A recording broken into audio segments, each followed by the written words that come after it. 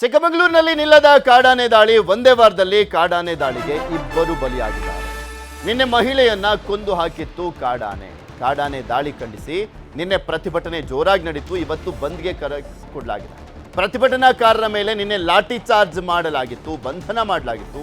ಹೋರಾಟಗಾರರ ಮೇಲೆ ಲಾಠಿ ಚಾರ್ಜ್, ಬಂಧನಕ್ಕೆ ಖಂಡನೆಯನ್ನ ವ್ಯಕ್ತಪಡಿಸ್ತಾ ಚಿಕ್ಕಮಗಳೂರಿನ 3 ತಾಲೂಕುಗಳ ಬಂದ್ಗೆ ಕರೆಯನ್ನ ಕೊಡಲಾಗಿದೆ.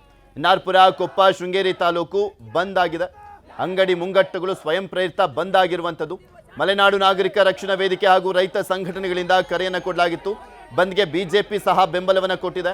ಇನ್ನು ನಿನ್ನೆ ಪ್ರತಿಭಟನೆ ಹಿನ್ನೆಲೆಯಲ್ಲಿ ಬಾಳೆಹೊನ್ನೂರು ಠಾಣೆಯಲ್ಲಿ 2 ಪ್ರತ್ಯೇಕ ಎಫ್ಐಆರ್ ದಾಖಲಾಗಿದೆ. ಪ್ರತಿಭಟನೆ ನಡೆಸಿದಂಥ 29ಕ್ಕೂ ಅಧಿಕ ಜನರ ಮೇಲೆ ಎಫ್ಐಆರ್ ದಾಖಲಾಗಿದೆ. ಪ್ರತಿಭಟನೆ ಕೂಡ ಜೋರಾಗಿ ನಡೀತಾ ಇದೆ.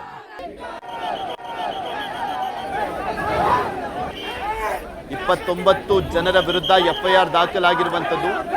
3 ತಾಲೂಕುಗಳ ಬಂದ್ಗೆ ಕರೆಯನ್ನು ಕೊಡಲಾಗಿದೆ. ಸಾಕಷ್ಟು ಬೇಡಿಕೆಗಳನ್ನು ಇಟ್ಕೊಂಡಿದ್ದಾರೆ. ಇದೇ ವಿಚಾರಕ್ಕೆ ಸಂಬಂಧಪಟ್ಟಂತೆ ಮಾತಾಡಲಿಕ್ಕೆ ನಮ್ಮ ಜೊತೆ ಶೃಂಗೇರಿಯ ಶಾಸಕರಾಗಿರುವಂಥ ಟಿ.ಡಿ.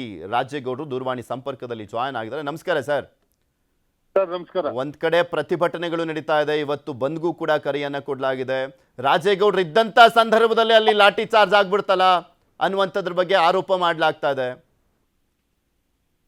ಇಲ್ಲ ಸರ್, ಈಗ ಒಟ್ಟು ನಮ್ಮ ಕ್ಷೇತ್ರದಲ್ಲಿ ಒಟ್ಟು 9 ಜನ ಆನೆ ದಾಳಿಗೆ ಬಲಿಯಾಗಿದ್ದಾರೆ ಕಳೆದ 1.5 ವರ್ಷಗಳಿಂದ.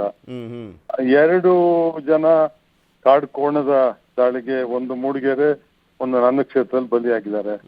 ಮತ್ತೆ 2 ಜನರಿಗೆ ಗಾಯ ಆಗಿದೆ. ಒಬ್ಬರದು ತಾವು ಬದುಕಿನ ಮಧ್ಯೆ ಹೋರಾಟ ಮಾಡ್ತಿದ್ದಾರೆ, ಸೊಂಟ ಸ್ಪೈನಲ್ ಕಾರ್ಡ್ ಕಟ್ ಆಗಿದೆ.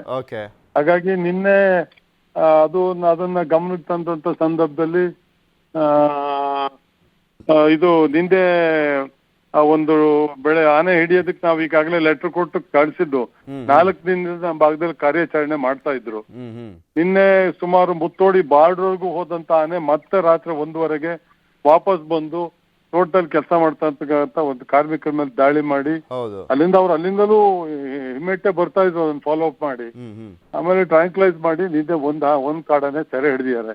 ಯಾವ ಈ 2 ಜನ ಹತ್ಯೆ ಮಾಡಿದ್ದು ಪ್ಲಸ್ ಈಗ ಅದೆಲ್ಲ ಓಕೆ ಸರ್. ಈಗ ಯಾವಾಗ ಅಲ್ಲಿರುವಂತ ಸಮಸ್ಯೆಗಳೆಲ್ಲ ಬಗೆಹರಿಯುತ್ತೆ, ಆನೆ ಕಾರಿಡಾರನ್ನ ಮಾಡ್ತಾರೆ, ಪದೇ ಪದೇ ಹಿಂಗ ಆಗ್ತಾ ಇದೆ, ಆನೆಗಳು ಬರಬಾರ್ದು ಅನ್ನುವಂಥದ್ದೇ ಅಲ್ಲ, ಆದ್ರೆ ಇದಕ್ಕೆ ಕಡಿವಾಣವನ್ನ ಹಾಕುವಂತ ಪ್ರಯತ್ನ ಮಾಡ್ಬೇಕಲ್ಲ ಅನ್ನುವಂಥದ್ದನ್ನ ಆಗ್ರಹಿಸ್ತಾ ಇದ್ದಾರೆ. ಮತ್ತೆ ಪರಿಹಾರ ಜಾಸ್ತಿ ಮಾಡ್ಬೇಕು ಅಂತ. ಇದಕ್ಕೆ ಆನ್ಸರ್ ಏನ್ ಸರ್? ಸರ್, ಈಗಾಗಲೇ ಸಿದ್ದರಾಮಯ್ಯನವರು ಮುಖ್ಯಮಂತ್ರಿ ಆದ್ಮೇಲೆ 5 ಲಕ್ಷ ಇದ್ದದನ್ನ 20 ಲಕ್ಷದವರೆಗೂ ಮಾಡಿದ್ದಾರೆ ಸರ್. 20 ಲಕ್ಷ ಪರಿಹಾರ ಇಮಿಡಿಯೇಟ್ ಆಗಿ ಕೊಡ್ತೀವಿ, ಅದಕ್ಕೆ ಟೈಮ್ಗೆ ಮೇಲೆ ಅವತ್ತೇ ಕೊಡ್ತಾ ಇದ್ವಿ. ಇದು ಶಾಶ್ವತ ಪರಿಹಾರ ಅಲ್ಲ. ಜೊತೆಗೆ ಕಾಡು ಪ್ರಾಣಿಗಳ ಸಂಖ್ಯೆ ಜಾಸ್ತಿ ಆಗಿದೆ. ಕಾಡಾನೆ ಸುಮಾರು 10 ಪಟ್ಟಿಗಿಂತಲೂ ಹೆಚ್ಚು ಜಾಸ್ತಿ ಆಗಿದಾವೆ. ಕಾಡಲ್ಲಿ ಸರಿಯಾಗಿ ಅದಕ್ಕೆ ಪೂರಕವಾದಂತ ಆಹಾರಗಳನ್ನ ಬೆಳೆಯುವಂತದ್ದು ಆಗ್ತಾ ಇಲ್ಲ. ಈ ವೈಲ್ಡ್ ಲೈಫ್ ಆಕ್ಟ್ಗಳು, ಇವು ಅರಣ್ಯ ಕಾಯ್ದೆಗಳು ಯಾರು ಎಲ್ಲಿ ಕೂತ್ ಮಾಡ್ತದೋ ಗೊತ್ತಿಲ್ಲ. ಕಾಡಲ್ಲಿ ಟೀಕ್ ಬೆಳೆಸೋದು, ಅಕೇಶಿಯ ಹಾಕಂತದ್ದು ಆಗಿದೆ ಹಿಂದೆ. ಅದು ಆನೆಗೆ ಬೇಕಾದಂತದ್ದು ಬಿದಿರು, ಒಳ್ಳೆ ಹುಲ್ಲು, ಸಮೃದ್ಧವಾದ ಹುಲ್ಲು ಬೇಕು, ಬೈನೆ ಮರ. ಮತ್ತೊಂದು ಇವತ್ತು ಬಂದಿ ಕರೆ ಕೊಡ್ಲಿಕ್ಕೆ ಪ್ರಮುಖ ಕಾರಣ ಅಂದ್ರೆ ಲಾಠಿ ಚಾರ್ಜ್ ಮಾಡಿದ್ ಯಾಕೆ? ಶಾಂತಿಯುತವಾಗಿ ನಾವು ಪ್ರತಿಭಟನೆ ಮಾಡ್ತಾ ಇದ್ವಿ, ಪರಿಹಾರ ಜಾಸ್ತಿ ಮಾಡ್ಬೇಕು ಅಂತ. ಸರ್, ನಿನ್ನೆ ಬೆಳಿಗ್ಗೆಯಿಂದ ಸಂಜೆವರೆಗೂ ಇಲಾಖೆ ಅಧಿಕಾರಿಗಳು, ಚುನಾಯಿತ ಪದಗಳು, ನಾವು ಖಂಡ್ರೆ ಅವರು ಕೂಡ ಫೋನ್ ಅಲ್ಲಿ ರೆಸ್ಪಾಂಡ್ ಮಾಡಿದ್ರು. ಮುಖ್ಯಮಂತ್ರಿಗಳು, ಉಪಮುಖ್ಯಮಂತ್ರಿಗಳು ಕೂಡ ಮಾಹಿತಿ ತಗೊಂತಾ ಇದ್ರು. ಜಿಲ್ಲಾ ಉಸ್ತುವಾರಿ ಸಚಿವರು ಜಾರ್ಜ್ ಸಾಹೇಬರು ಮಾಹಿತಿ ತಗೊಳ್ತಾ ಇದ್ರು.